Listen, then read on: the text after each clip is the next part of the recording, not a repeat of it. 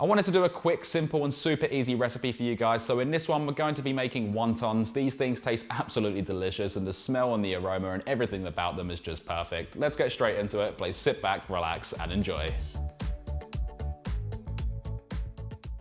Alright, to get these wontons prepared, here is 150 grams or 5.3 ounces of raw deveined prawns or shrimp. With these we can place them into a blender if you'd prefer, but to save dishes it's best to cut them up nice and fine on a chopping board with a sharp knife, just until it's almost like a paste, but still is a little bit coarse to create texture.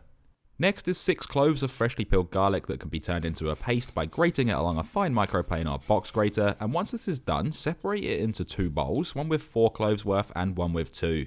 Here is 10 grams or 0.3 ounces of chives that can be substituted for the green stems of 3 spring onions or scallions. With this, slice it up as fine as you can get it, try not to bruise it in the process, which is usually caused by a blunt knife, and this is also going to be placed into 2 different amounts, with one being 7 grams or 0.2 ounces and the other being 3 grams or 0.1 ounces.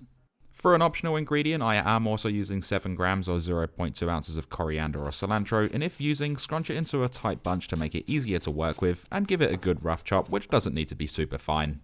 Now to create the wonton mix, add 200 grams or 7 ounces of pork mince to a mixing bowl, along with the chopped up prawns or shrimp, 1.5 tablespoons or 30 milliliters of light soy sauce for moisture and umami flavors, 4 cloves worth of the minced garlic, and the 7 grams or 0.2 ounces worth of chives or spring onions or scallion stems, depending on which one you choose to use.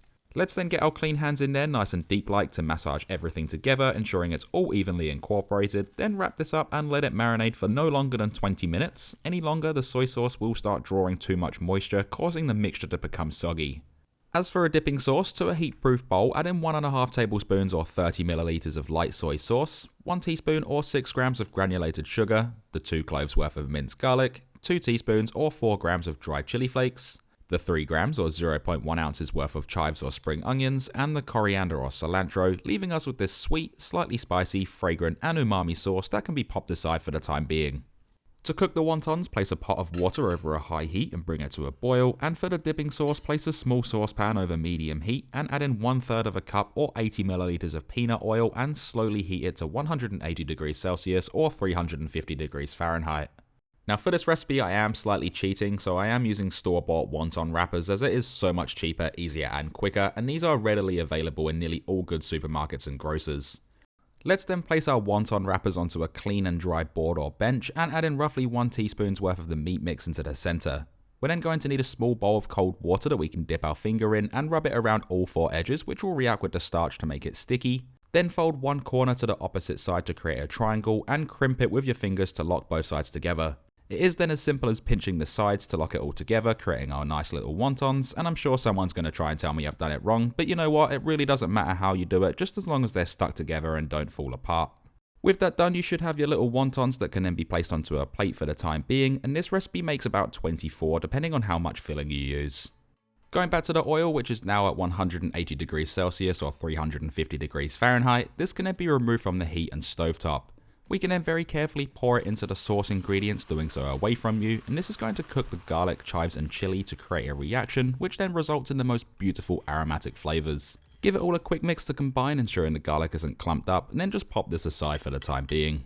Once the pot of water is at a boil, gently place in the wontons, and I recommend doing 12 to 14 at a time depending on the size of your pot, and allow these to cook for 3 to 4 minutes just until the wrappers are pale and slightly firm. Then remove these from the pot, draining off any excess water, and place them into a bowl or plate, repeating with the next batch.